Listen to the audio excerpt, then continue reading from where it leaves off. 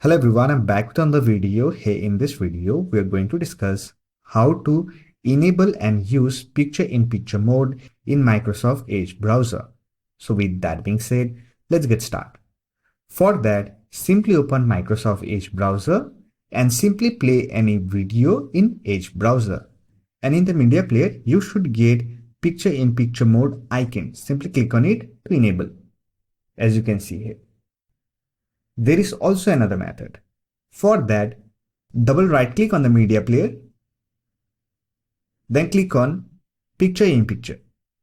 This will also enable picture in picture mode in Edge browser. However, if you're not getting both these options, then you have to enable the feature. For that, click on three dot icon, click on settings. Here click on privacy, search and services. Here look for site permissions. Click on all permissions and look for automatic picture in picture option and turn this option. So picture in picture control inside video frame. And after that, you can easily use this feature to enable picture in picture mode in Microsoft Edge browser.